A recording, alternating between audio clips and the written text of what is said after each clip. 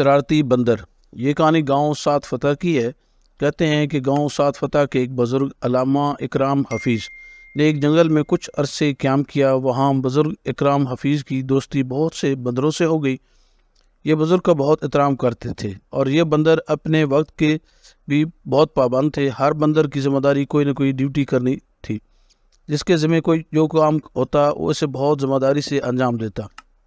صبح یہ بندر بزرگ علامہ اکرام حفیظ کے لیے ناشتے میں ناریل، انجیر، کیلا، انگور اور دوسرے میوجات لے کر آتے تھے۔ علامہ اکرام حفیظ بھی اپنے گھر سے اپنی والدہ ماجدہ کے ہاتھوں کی بنی السی کی مٹھائی جو دیسی گھی میں بنی تھی لے کر آتے تھے۔ وہ بندروں کو کھلاتے، بندر اور چست و چابند ہو جاتے۔ علامہ اکرام صاحب یہ ہر وقت اپنے پاس سونف رکھتے جو صبح نہار منہ پھانک لیا کرتے۔ اسے سارا دن ہاضمہ درست رہتا اور عقل ٹکانے رہتی۔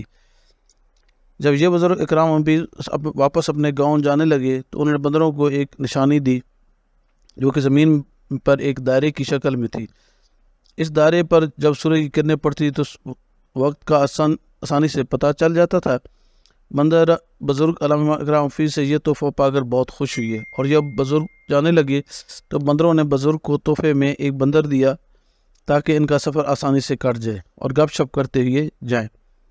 یہ بندر بہت شرارتی تھا۔ بزرگ بہت خوش ہوئے، چلو سفر کے لیے ایک اچھا دوست مل گیا۔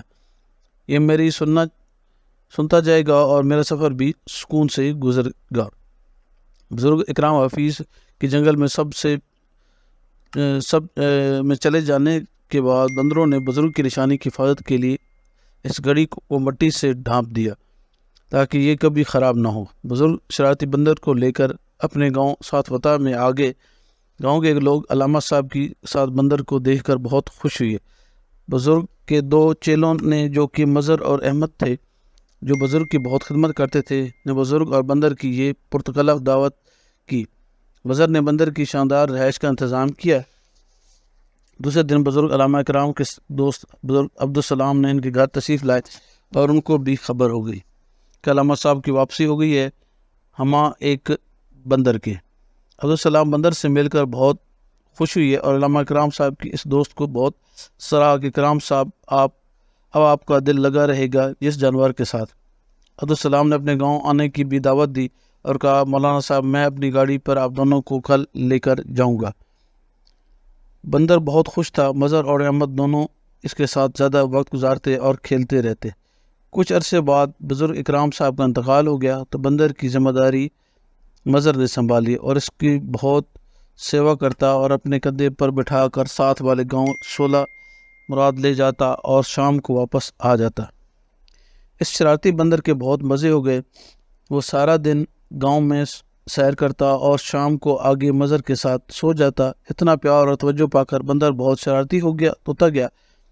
دن بدن گاؤں میں ایک بزرگ خاتون ہی بھی جمالو بھی رہتی تھی جو کہ بہت ہی کنجوس تھی۔ ایک روز بندر آپا بھی جمالو کے گھر گیا اور آپا بھی سے بولا، آپ کو کھیر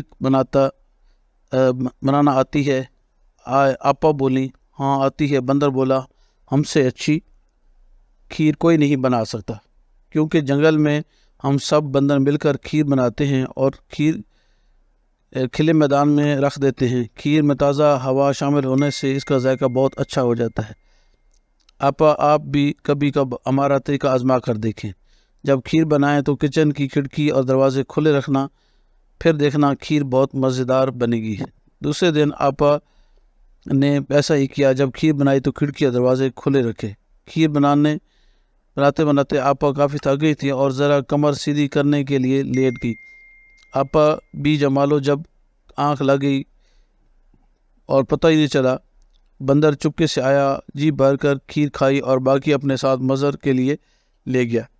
جب آپا کی آنکھ کھلی تو ساری کھیر غائب تھی۔ آپا نے باہر نکل کر شور مچایا دیا۔ اس کا شور سن کر آس پاس کے کافی لوگ اکٹھے ہو گئے اور پنچایت بٹھا دی کہ چور کو پکڑیں۔ سب لوگ گاؤں کے دو معتبر بزرگ سید اشفاق شاہ اور سید تبسم شاہ کے سامنے آ کر بیٹھ گئے۔ بندر بھی وہاں ایک چارپائی پہ اپنے استاد مظہر کے ساتھ بیٹھ گیا اور اخبار پڑھنے لگا۔ جب سب لوگوں نے اپنا شک بندر پر ظاہر کیا، بندر بولا، آپ لوگوں کو شرم آنی چاہیے، ایک شریف بندر پر الزام لگا رہے ہو؟ ہمارے جنگل میں تو ایسے نہیں ہوتا، اور آپ لوگوں کے پاس کیا ثبوت ہے کہ کھیر میں نے کھائی ہے؟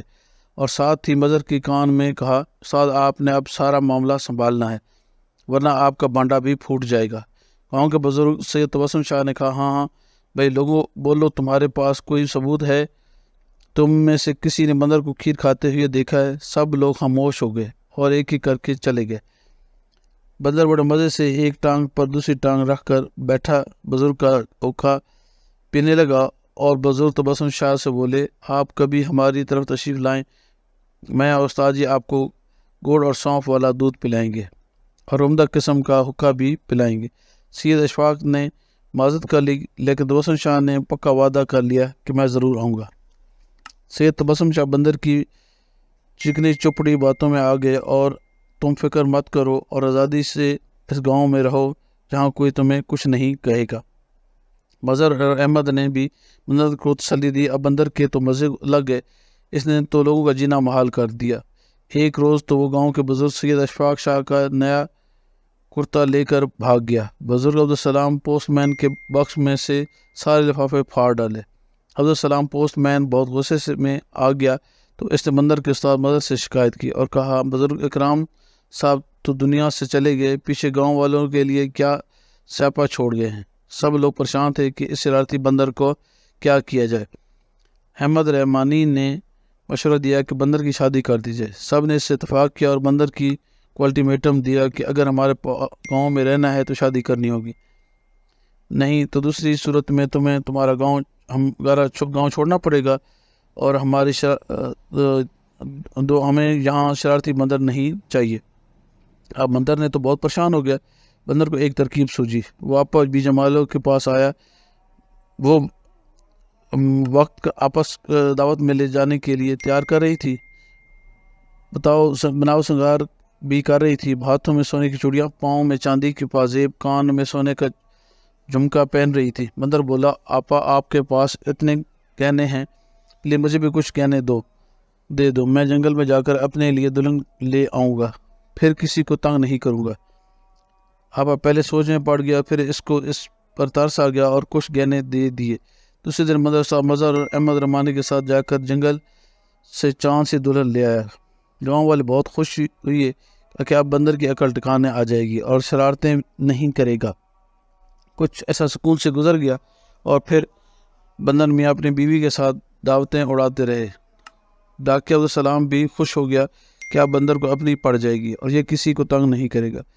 کچھ سال یوں تو گزر گئے، لیکن جب بندر کے یہاں 4 بچے ہو گئے تو گاؤں ساتھ ہوتا کہ لوگ اور بھی پریشان ہو گئے۔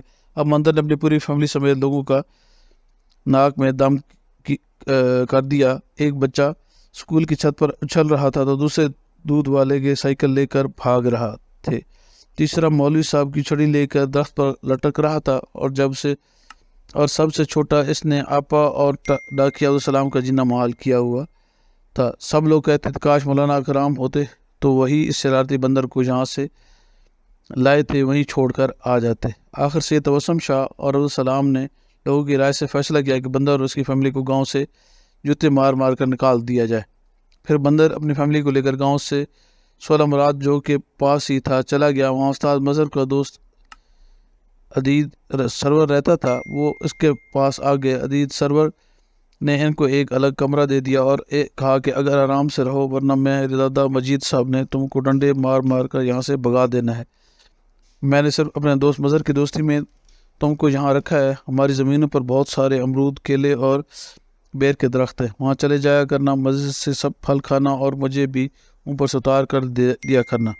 عدید اور بندر روز باغ کی طرف نکل جاتے اور پھل کھاتے۔ کچھ عرصے ٹھیک رہا، پھر بندر نے اپنی اصلیت دکھانی شروع کر دی۔